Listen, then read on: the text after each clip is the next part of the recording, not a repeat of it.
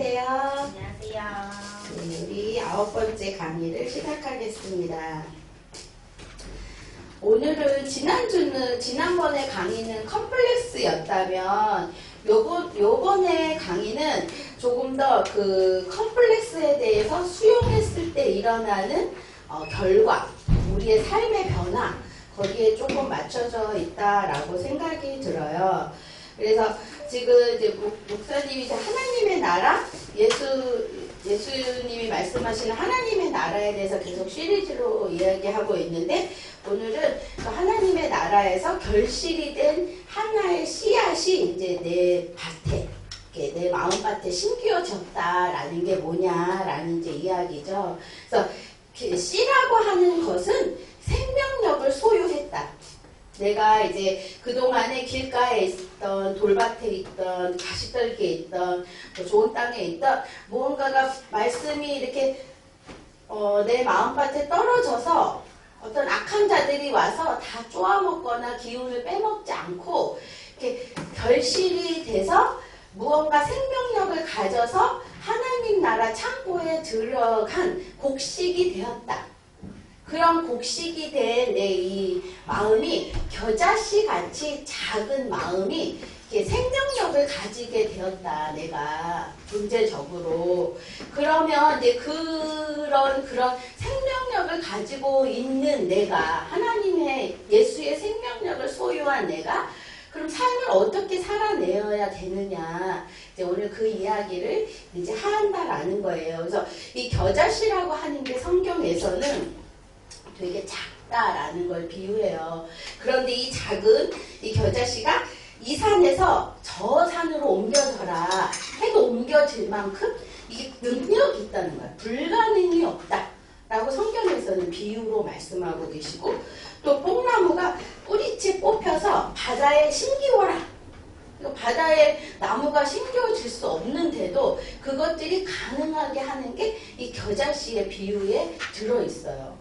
그럼 이 작은 씨, 생명력을 가진 이 씨는 산도 움직이고 바다도 움직일 수 있다 라는 거잖아요. 그래서 이 사람이 자기 밭에 갖다 심은 이 겨자씨 하나리 엄청난 그런 변화가 우리의 삶에 일어날 수 있다. 예수가 주신 이 생명력은 거대하고 불가능이 없고 남들이 불가능하다 하는 거를 이루며 가게 하는 게 이 하나님의 나라다. 이 씨가 가지고 있는 거대한 생명력이다. 그럼 그게 우리의 삶에서 어떻게 적용되어야 되느냐라고 한다면, 이 풀이라고 하는 건 하늘살이에요. 그냥 지나가서 없어지면 되는데 나무로 변했다. 풀이 커서 나무가 됐다. 나무는 여러 해 살이고 한 해 한 해 역사가, 스토리가 나무 태를 통해 기록이 되기도 해요. 그래서 융심리학에서는 이 나무를 어디에 비유하냐면 우리의 자아의 존재의식에다 비유를 하는데, 이 나무가 위로도 자라고 아래로도 자라는 생명력 있는 나무다 해요. 그게 개성하다 해요. 그래서 이게 나무가 왜 어느 영화에서도 요걸 약간 이게 뭐 같은 이미지를 썼는데, 나무가 위로도 막 자라는 나무가 있고 밑으로도 막 자라는 나무가 있는데 그걸 개성화라 하는 거예요. 우리 의식이 이제 나무가 되면 위로도 계속 성장해야 돼요. 의식도. 나의 무의식도 계속 성장하는 어느 것까지 끝없이 성장을 해서 어디까지 다다라야 되냐. 하나님의 그 보좌, 하나님이 원하시는 그 장성한 분량에까지 다다르는 거죠. 오늘 있다가 내년에 없어지는 게 아니라 끝없는 성장이고 어떤 것에서도 흔들리지 않아야 된다. 그러면 근데 이제 그러한 이제 겨자씨가 무슨 기억이 있냐? 그 다음에 보면 뿌릴 때 더러는 길가에 떨어짐에 새들이 와서 먹어버렸던 기억이 있어요. 이 겨자씨의 기억, 메모리 안에는 그냥 잘 자란 그게 아니라 자기가 길가 같은, 이 길가라고 하는 게 되게 의미가 있어요. 아까 목사님 다시 설교에서도 말씀하셨지만 길가가 뭐죠? 길이라는 게? 그렇죠. 사람들이 다니는 길, 사람들이 밟고 다니는 그 길. 그러니까 이 밭도 안 된 거야. 밭조차 되어지지 않은 삭막한 그래서 제가 에드워드 호퍼의 길 위에서라고 하는 이제 전시를 봤는데 거기는 이렇게 길가에 있었던 사람들의 표정, 건물들의 어떤 느낌, 그리고 막 그 다리 뭐 이런 것들을 많이 해요. 그분은 길가에 위에서 그림을 그리셨대요. 그러니까 그 그림을 보면은 그 길 위에서 그 떠돌았던 그분의 영혼이 느껴져. 너무 슬프고 쓸쓸하고 그리고 어딘가에 머물지 못한. 그러니까 카페에서 이렇게 봐요. 어딘가를. 그리고 이렇게 그리셔. 이렇게 드로잉을 하시는데 그 안에는 관계가 형성이 되지 않은 그냥 관찰자 입장에서 본 아주 쓸쓸한 그림이 작년에 전시를 봤어요. 그런 것처럼 아직 관계 맺기가 완성이 안 돼서 이렇게 집이라고 하는 어떠한 관계라고 하는 것 어떠한 거에 머물러서 살아내지 못하고 있는 그분의 삶의 현존을 이렇게 그림으로 표현하신 것 같아요. 그러니까 그 정도로 길가라고 하는 거는 아직 밭이 되지 못한 그러니까 농부가 밭으로 가기 위해 밟고 지나가야 되는 거기에 뭐가 떨어졌어요? 생명의 어떤 말씀이 떨어졌어. 근데 그 얼마나 소중하겠어. 이 씨앗 입장에서는 너무나도 소중한데 그것이 누가 와서 쪼아 먹어요? 새가 와서 쪼아 먹어. 자기에게 있는 어떻게 보면은 유일한 어떤 희망 같은 것도 다 쪼아 먹은 악한 자라고 하는 것들이 이 새가 한 일이었어요. 그것을 기억하고 있다고. 그런데 그 말씀이 그러한 이 것들을 이제 어떻게 해야 되냐면 이 나무는 담아내야 된다는 거예요. 그러니까 나무가 되면 뭐가 와서 깃들어야 돼요? 새가 와서 깃들어서 새들이 제자리 거릴 때 나무의 기억 안에는 뭐가 있다는 거예요? 자기가 길과 같은 삶을 살 때 나에게 있는 희망조차 쪼아먹었던 저 악한 원수를 내가 담아내고 살아야 된다라고 하는 이 현존이 얼마나 처참하고 힘들고 버겁고 원수 같았을까. 그것이 천국이라는 거예요. 그럼 이 삶을 그럼 우리는 어떻게 이것을 우리가 할 수 있다라고 능히 그래 새들이 와서 나무 옆에서 조잘거리면 좋죠. 얼마나 풍경이 좋아. 시절이 좋겠다 하겠지만 나무 입장에서 본다면 너무나도 지독하고 너무나도 처참한 삶을 기억나게 한다라는 거예요. 그것이 이제 하나님은 그것을 너가 담아낼 수 있을 때 그것이 천국이라고 말씀하신다는 거예요. 자, 그러면 이 나무 입장에서 우리 삶의 입장에서 표상이라고 하는 게 만들어지는 게 있어요. 우리가 길가처럼 아직 우리 마음밭이 귀경되지 않고 시작되지 않았던 그때 표상이라고 하는 표상을 누가 줄까요? 어떤 대상을 보고 해를 이제 표상을 그려라 그러면 어떤 해가 나오냐면 강렬한 해도 나오지만 구름에 다 가려지고 해가 뜨지 않는 나라에 사는 애들도 있어요. 달도 그냥 시커먼 달이 있고 노란 달인데 그냥 너무 거대한 달이고 다 표상이 달라요. 근데 그 표상을 누가 주죠? 대상이 준다고. 그 거울이 되었던 엄마, 아빠 아니면 누군가 돌봐줬던 사람, 친구들이 그 표상에 말을 해주는 거예요. 하나님이 말하는 표상이 아니라 그 전에 누군가가 왜곡된 표상을 내가 갖도록 한 그 악한 자가 내 삶에 항상 우리 삶에 침범되어 들어오는 게 우리의 삶이라는 거예요. 그러면 이게 자기 표상과 대상 표상이 이렇게 있는 그 왜곡되게 만든 그 사람을 우리는 이제 청소년기까지 그 대상과 살아요. 그러니까 아빠가 미련한 놈 하면 난 미련한 놈으로 사는 거야. 아우 똑똑하네 하면 아주 똑똑한 놈으로 사는 거야. 근데 우리가 아까 식사하면서 한 얘기지만 참 참혹한 게 뭐냐면 어떤 아이가 생가치로의 행방불명이라는 영화를 보질 못하는 애가 있어요. 그럼 걔는 그게 이슈인 거예요. 그게 뭐냐면 약간 엄마의 마녀스러움을 걔는 경험하고 있는 거죠. 근데 그 엄마는 정말 친절한 엄마예요. 한 번도 아이에게 부정적인 얘기를 하지 않았음에도 그 아이는 그 엄마가 자기를 부족하다, 못났다라고 보고 있다라고 알아차린다는 거예요. 그러니까 그 아이가 알아차렸기 때문에 엄마는 아유 이쁘네, 착하네, 어여쁘네, 잘났네 아무리 말로 그 아이에게 거짓말을 해도 그 아이는 그 엄마가 자기를 얼마나 부족하고 미련하고 못나게 보는지를 그 아이는 안다는 거예요. 그래서 그 아이가 그 영화를 만화 영화를 볼 수 없는 거예요. 그래서 지금 그 엄마가 그 영화를 걔가 왜 못 보는지를 나한테 묻는 거예요. 근데 내가 아무리 알아도 그 이야기를 적나라하게 해줄 수는 없다는 거예요. 너무나도 거대한 이야기고 그게 맞는지 안 맞는지는 조금 더 진화하고 봐야 되니까. 그게 우리가 그 대상표상을 준 사람을 같이 산다는 게 얼마나 힘든지, 끝없는 그 왜곡된 거울을 가지고 우리의 자아상을 왜곡시키는 사람과 살아내는 게 얼마나 어려운 건지를 지금 그 아이는 삶으로 살아내며 그걸 견디며 극복하며 치유라고 하는 여정을 간다는 거예요. 다행히 우리는 결혼을 해서 그 대상표상과 조금 분리가 돼서 살죠. 그러나 때로는 그 대상표상과 만나기도 해요. 그게 꼭 부모만이 아니라 가난일 수도 있고 어떻게 보면 질병일 수도 있고 어떻게 보면 어떤 누군가의 혐오일 수도 있고 불행일 수도 있고 너무나 많은 우리의 삶에 왜곡됐던 나의 그 좋은 오늘 설교로 말하면 좋은 진주라고 하는 것들을 어그러뜨렸던 그 대상과 우리는 살아낸다는 것 자체가 우리에게서는 어마어마한 슬픔이라는 거예요. 거대한 분노일 수 있죠. 그런데 그것과 우리가 분리돼서 살지만 항상 마주할 때마다 어때요? 가끔 날아오는 새들이 들어올 때 어때요?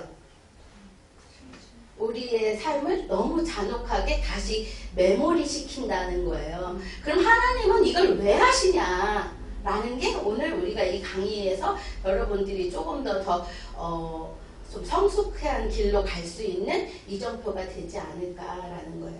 자, 그래서 이 핵심 감정, 내가 느껴야 되는 이 감정이 차단된다는 거예요. 우리가 대상표상이 우리에게 가서 저 미련한 놈, 저 쓰잘데기 없는 놈, 어쩐 놈, 이러면 그 감정을 줬던 대상과 우리가 만나면 우리의 감정이 막 이렇게 휘몰아치니까 우리는 그거를 차단하기 위해 억압이라고 하는 것들을 사용한다는 거예요. 그래서 우리는 불안, 죄책감, 수치심과 만나서 그것을 소화하면서 에너지를 만들어야 되는 데까지 안 간다는 거예요. 그쪽으로 우리는 딱 전선을 끊어버린다는 거예요. 그러면서 어디까지 끊어지냐? 나를 창조하신 신의 창조적인 에너지까지도 맞닿지 않게 하는 게 사단이 우리에게 준 전략이라는 거예요. 자, 불안과 죄책감의 수치심은 이게 좌절시키는 세 가지가 있는데 이것을 딱 좌절하면은 잠깐은 뭐를 할까요? 숨을 쉴 수 있겠죠. 그러나 이건 잠깐의 도움이지만 감정 에너지가 닫히는 것이고 이 사람들은 그 핵심 감정과 차단되게 만드는 것이고 그리고 그 에너지가 소멸되지 않고 불안을 계속 야기하는 거예요. 뭔가가 밑에서 꿈틀거리고는 있는데 왜 쓰나미가 오기 직전에 계속 꿈틀꿈틀대고 뭔가가 날씨는 이상한데 아직 그 마을을 덮치지 않은 그 상태로 계속 거기에 우리 인생을 내어 맡기게 된다라는 거죠. 그래서 그 핵심 감정을 우리가 꺼내서 마주해야 되는데 거기까지 가려면 뭐가 관건이냐면 자아의 강도가 관건인 거예요. 나의 힘이, 나의 내적 자아가 그거를 끌어올릴 수 있는, 마주할 수 있는 힘이 있어야 그 파도를 억압하지 않을 수 있다라는 거죠. 그래서 모호하게 방어를 해요. 그래서 진실을 계속 감추는 거예요. 그래서 아까 생가치로의 행방불명이라는 영화를 못 보는 친구의 엄마는 계속 그 아이를 칭찬한 건 분명해요. 근데 뭐냐면 그 아이가 좀 못나거나 이런 걸 할 때 이렇게 하면 안 돼. 이렇게 하면 이게 어떻게 돼. 이 얘기를 못 하는 거야. 진실과 만나지 않은 채 예쁘다, 잘한다, 넌 잘 될 거다, 뭐 할 거다 모호한 어떤 칭찬으로 계속했지만 그것은 그 아이의 진실과 만나지 않았다.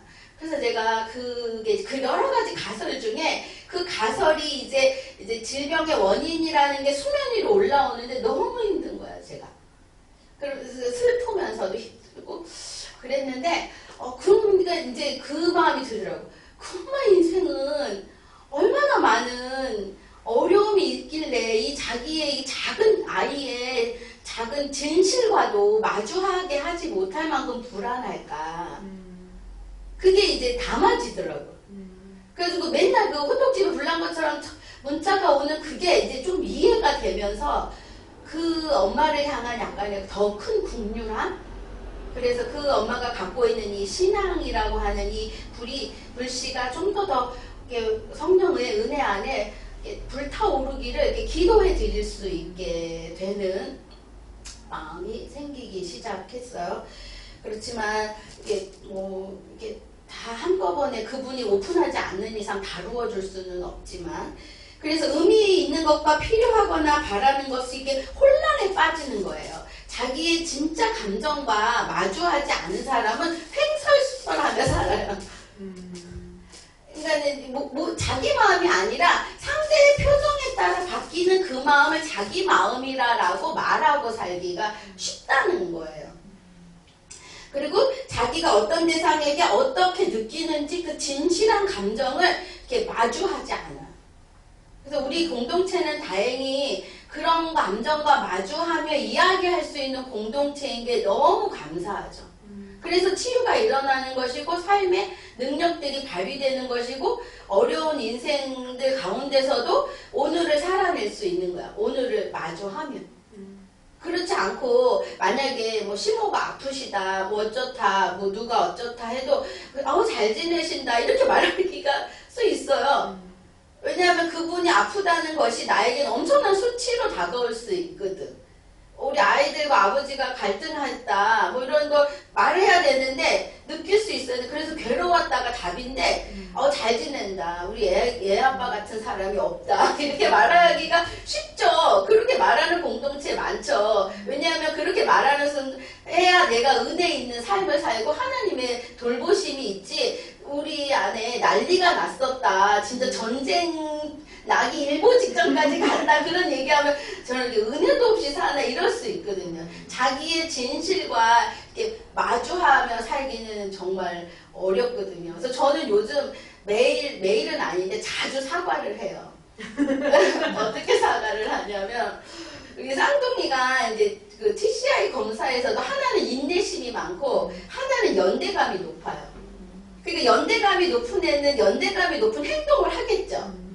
그 인내심이 높은 애는 인내심이 높은 행동을 할 거예요. 그러면 그 개입, 차이 때문에 연대감이 높은 애는 얘가 연대감이 높은 행동을 못할 때 어떻게 보이겠어요?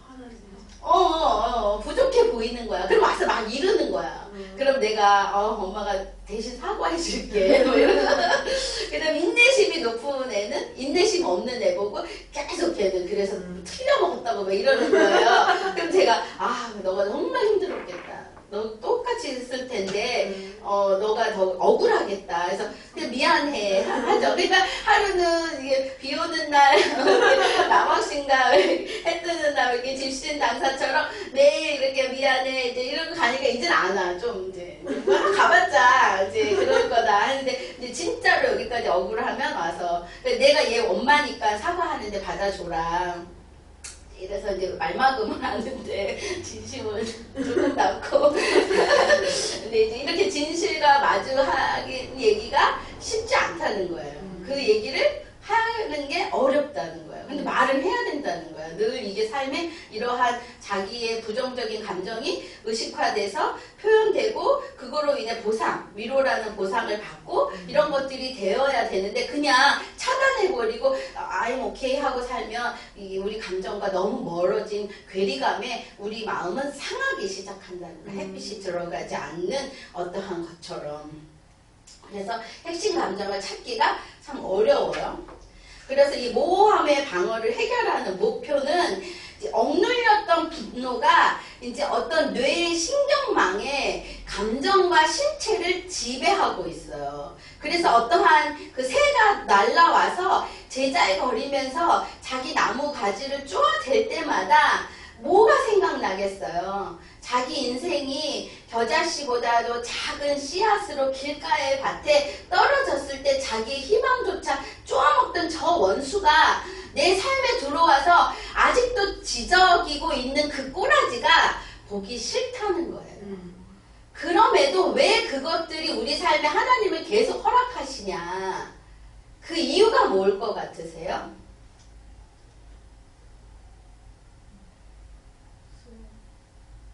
네, 수용. 배운 사람 단어가 나오는데 이게 생각보다 어려워요, 수용이. 그런데 이 수용이 되기까지 뭐를 해결하는 게 더 먼저인지 아세요? 그로 인해 생겼던 에너지, 부정적 에너지가 우리 신체에, 감정에, 기억에, 뇌가 편도체 안에 저장하고 있다는 거예요. 그래서 그 자극이 일어날 때마다 모르는 척하거나 으이씨 하고 이렇게 할 게 아니라 내가 이 감정을 어느 때 느꼈었구나 하고 추적하기 시작해야 된다는 거예요. 내가 이때 왜 이 감정을 느끼는가? 저분의 저 말에 왜 내가 지금 이 감정을 느끼는가를 추적해서 찾아내서 거기에 담겨있는 에너지를 풀어내어야 나는 그 족쇄로부터 벗어나서 자유롭게 살 수 있다는 거예요. 자, 예를 들면 자꾸 내 예를 드니까 좀 힘은 드는데 뭐 이 예를 돕기 위해서 우리 친정엄마가 이제 갑자기 위험해지셔가지고 오셨잖아요. 근데 이제 딱 우리 가족들과 있으니까 너무 편안하게 잘 지내시는 거예요.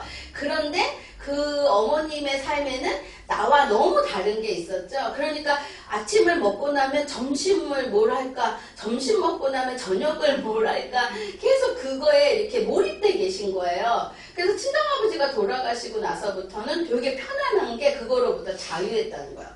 자기 혼자 안 먹으면 되니까, 대충 먹으면 되니까. 그러니까 왔더니 이제 저한테 아침을 딱 먹고 이게 차려드리고 나면 점심 이렇게 뭘 먹을 거냐 계속 체근을 하는 거예요. 그리고 나서 제가 이제 나는 이제 엄마가 좀 안전해졌으니까 난 일하러 가야 돼. 돈 많이 벌어야 돼. 그랬더니 그래? 그런데 그럼 이제 누가 하냐는 거예요, 그거를. 뭐 그냥 누가 하겠지. 우리는 누가 하지 않아요. 다 각자 자기 걸 자기가 잘해서.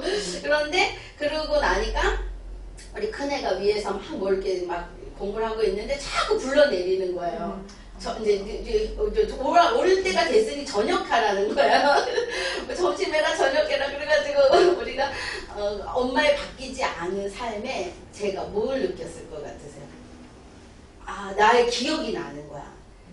내가 그 여자로서 충실해야 된다는 거에 이렇게 계속 나를 가두셨던 게 이제 기억이 나는 거예요. 그러면서 내가 엄마가 그 얘기를 했을 때 예전에는 그거에 내가 종처럼 막 수종 들었다면 지금은 내가 좀 더 자유해진 나를. 그래서 엄마 그렇게 안 해도 돼. 그리고 저녁은 다 해놨고 알아서 잘 찾아 먹고, 그리고 내가 들어오면 그때 또 이렇게 같이 과일 먹고 하면 돼. 우리는 루틴이 있으니까. 그래, 니네 지금 왜 이렇게 조용하냐. 7식구가 사는데도 너무 조용하다는 거예요. 그래서 엄마의 삶에 있었던 틀은 안 바뀌셨더라고요. 그분이 하시는 이야기는 하나도 안 바뀐 거예요. 그게 너무너무 놀라웠어요. 아, 안 바뀌시는구나. 이 세월이 이렇게 가도. 근데 나는 바뀌었다는 거예요. 그래서 그분의 이야기에 내가 다시 설명해 드릴 수 있고 다시 변화시켜 드릴 수 있는데 그 변화가 통하지는 않더라고요.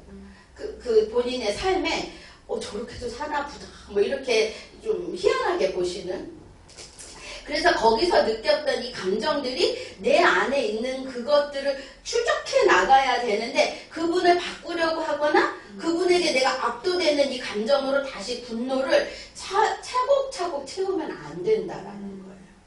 자, 그래서 분노를 경험하는 것과 표출하는 거에는 차이가 있어요.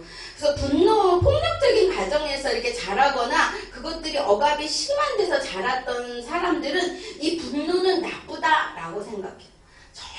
결코 분노는 나쁘지 않아요. 이 분노 안에는 나의 많은 에너지가, 농축된 에너지가 뭐를 한 거죠? 그 상대의 말에 저항한 거예요.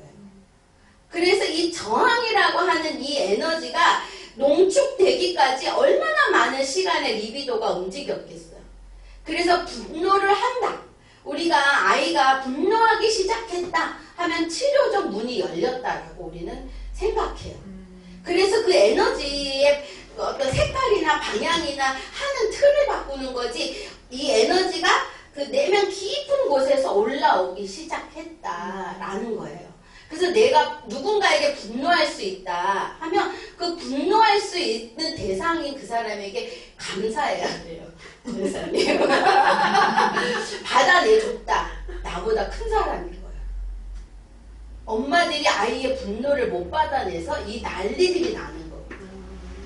그리고 내가 그 사람이 나보다 크고 의존할 수 있으니까 분노라는 걸 하는 거예요. 분노는 나예요. 내가 확신하는 나의 감정이에요. 어떤 것보다도 아주 확실한 거죠. 근데 그 분노가 뭔가 관계를 깨트리고 무너뜨렸던 경험을 보니까 내가 안 하는 거예요. 억압시키는 거거든요. 근데 내가 깨트려지지 않을 거라고 믿고 하는 거거든요. 그래서 지금 이제 예쁘게 말하는 훈련을 다시 하시는 거예요. 감사해서. 그래서 1000원 로또가 돼도 안 나가시겠다고 하는 거죠. 이제 이 가정이 얼마나 천국이 소유된 가족인지가 이제 드러나는 거죠.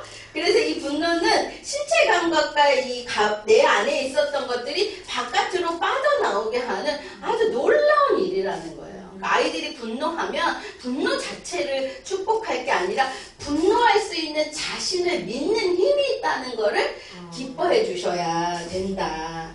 그래서 이 분노를 직접 표현하지 않게 하려고 우리가 그때 청소년기 때 한미연 지사님이랑 같이 드라마 치료를 애들 많이 했잖아요. 여기서 막 누워가지고 막 분노하게도 하고 막 동급도 시키고 막 했었죠. 그랬는데 지금 그러한 것들이 청소년기에 분노를 어떻게 해야 되는지를 배우지 않은 사람들은 잘못 이렇게 표현하기도 해요. 그러나 분노라고 하는 것들을 상상하며 표현을 낼 수 있는 방법은 너무나 많아요. 음악으로, 미술로, 예술로, 권투로, 뭐 대규 같은 경우는 축구로, 운동장이 날아가면서도 하는 이 모든 걸로 에너지를 잘 발산할 수 있는 것. 그래서 위기의 아이들은 드라마 치료를 해요. 그래서 제가 그 아이들에게 이제 그 하려고 배웠고 연천까지 가서 열심히 해봤죠. 그것도 잘 평상시에 활용을 해요. 안 해본 애들은 비느자 놓고 분노하는 것도 어려워요. 덜덜덜덜 떨거든요. 근데 그거는 해봐야 돼요. 그래서 뭐를 해야 되냐면 그 감정에 이름을 붙여야 돼요. 내가 뭐 때문에 지금 화가 났는지, 어떤 일에 나는 촉발점을 가지고 있는지. 그러니까 내가 남편에게 갑자기 야! 할 때 어느 지점인지 이거 할 때 내가 어느 지점에 분노의 포인트를 갖고 있는지를 잘 탐색해서 주 안에서 내려가 봐야 나의 기억을 더듬어야 얘를 컨트롤해 줄 수 있다는 거예요. 이 내면 아이를 달래기도 하고 위로하기도 하고 보상해 줄 수 있어야 된다. 그리고 그 아이에게 이게 이런 식으로 했을 때문에 너에게 유리하지 않다는 거를 다시 가르쳐 줄 수 있어야 된다라는 거예요. 그래서 감정은 몸에 뿌리가 내려요. 그래서 이게 에너지가 방출되지 않으면 몸이 아프기 시작하고 상당히 심각한 질병까지도 가고 이렇게 뭔가 류마티즘까지도 가기도 하고 암도 가기도 하고 뭐 여러 가지 있는데 그거야 사람마다 다르지만 그러나 이 신체에 있는 이런 에너지를 다시 활력으로 바꿀 수도 있는 거라는 거예요. 꼭 나쁜 것만은 아니라는 거예요. 내 이 에너지를 어떻게 활력으로 바꿀 수 있을까? 그래서 신체에 뭐 가슴, 심장이 조여오기도 하고 뭐 배가 땡기기도 하고 막 이럴 때 그런 에너지를 내가 어느 다른 걸로 바꿀 수 있을지를 내가 나에게 다시 재구조화 시켜야 되는 부분이 있다라는 거예요.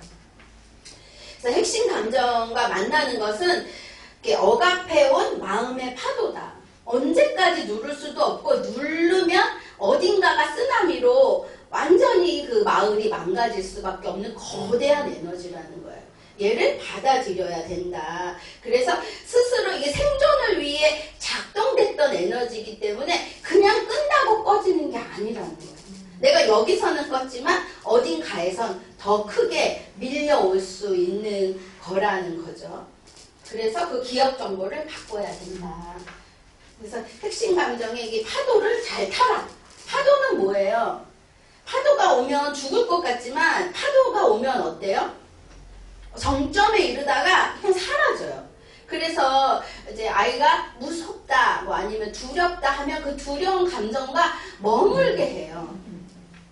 몸에서 이게 막 이게 10까지 뛴다, 가슴이 너무 뛴다. 그러면 그 감정을 붙잡고 가만히 호흡을 하게 한 후에 그 감정이 8, 7, 6, 5 이렇게 떨어져요.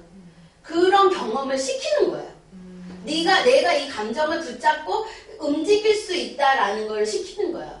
그러니까 요즘 어떤 친구가 왔는데 그 고교학점제라 교실을 이동한대. 근데 교실을 이동하러 교실을 딱 나가는 순간 10만큼 막 여기가 숨이 차는 거예요. 근데 그 친구가 지금 이제 6까지 떨어졌어요.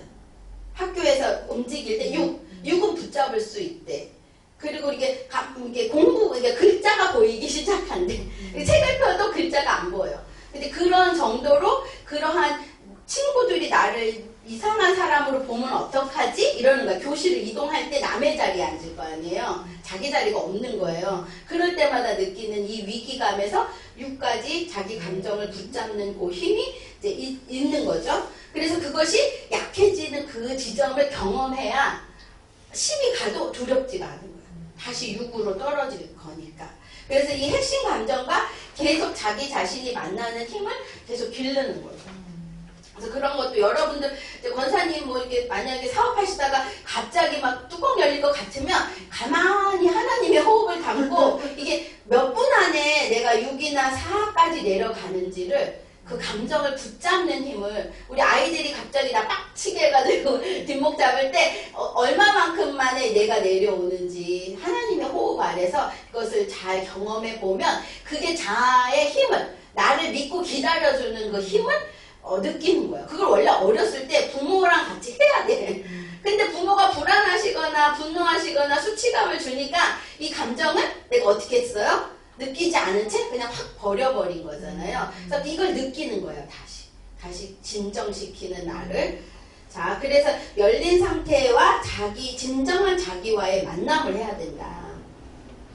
자, 기쁨으로 열린 마음의 상태로 넘어가는 뇌의 작동 방식을 바꿔라. 자, 그럼 이제 오늘 설명을 들으니까 분노가 나거나 내가 뭔가 확 달아오르는 감정이 있을 때 이것이 내가 에너지가 다시 재방출되는 시점이다라고 내 생각을 바꾸면 이런 상황이 됐을 때 어떠실 것 같아요? 기쁨으로 맞이할 수 있는 거예요. 얘가 왜 또 이래? 왜 또 고장난 거야가 아니라 이거 자체가 내가 그동안에 내 몸 안에 있었던 부정적인 감정이나 에너지를 방출하는 거야. 나의 그 자기 표상을 왜곡시켰던 사람이 줬던 그러한 왜곡된 나의 자아상에서 정말 올바른 내 자아상을 내가 다시 목도하게 하는 거야 라고 내가 보는 순간 이것은 기쁨으로 맞이할 수 있는 어떤 상황이 된다는 거예요. 못됐다, 못났다, 또 그러냐가 아니라 그래서 하나님은 가끔 새들이 와서 나뭇가지에 앉아서 지저귀게 한다는 거예요. 원수들이 내 삶에 들어와서 무언가를 해방놓으려고 하는 게 아니라 그 원수로 하여금 내가 그 원수를 나무에 깃들게 할 수 있을 만큼 장성한 분량의 나무가 됐다는 것을 재확인시켜 주시는 작업이라는 거예요. 그러면 충분히 내가 그 새를 깃들고 있는 의젓한 나무가 될 수 있겠죠. 그것을 다시 뇌에 새로운 작동하는 방법들을 내가 다시 기르는 시간이 될 수 있다라는 거예요. 그래서 변화의 삼각형으로 차단된 감정인 진짜 실제의 감정, 분노 아니면 슬픔 아니면 억울함 아니면 뭐 어떤 억압 뭐 이런 감정들과 내가 정확하게 만날 수 있는 그 지점까지 내려가야 된다는 거. 환희를 느끼는 그 지점까지. 그래서 트라우마에 사로잡힌 나의 아까 그 내면 아이, 화들짝 놀랐던 길가에 있었던 내 마음, 원수들이 와서 내 마음을 쪼아먹었을 때 놀래 자빠졌던 내 마음에 내 아이를 위로할 수 있어야 된다. 그 다음에 불안, 수치, 죄책감을 소통할 수 있어야 된다. 불안하냐? 수치스럽냐? 죄책하냐? 나를 구원하신 예수 그리스도의 이름으로 그 모든 것들을 감당해내셨고 속량해 주신 그 희열을 내가 다시 재경험하는 부활의 시간이 될 수 있다라는 거죠. 핵심 감정을 이름을 찾고 그 감정에 구원하신 예수 그리스도의 이름을 붙이라는 거야. 오늘 이제 설교에서 좋은 진주의 장사 그만큼 열정을 가지신 하나님의 이름으로 오늘 그 본문에 우리를 이렇게 마주하는 이름을 붙이고 나니까 어때요? 내가 누구보다도 좋은 진주라 나를 구원하시라고 열정적으로 달려오신 하나님의 그 열심이 보이시잖아요. 그럴 때 우리에 대해서 어떠한 자아상 별 볼 일 없어? 그럴 수밖에 없지? 이런 게 아니라 너무나 값진 진주라는 자아상으로 다시 나를 보게 하시는 고르신 그분이 이름해 주시는 것으로 바뀔 때 우리가 나를 다시 제 이름할 수 있다라는 거죠. 그래서 그것에 이름을 붙여라. 그리고 이미지 하시고 상상해라. 진정한 자기에게 닿는 능력을 길러내라.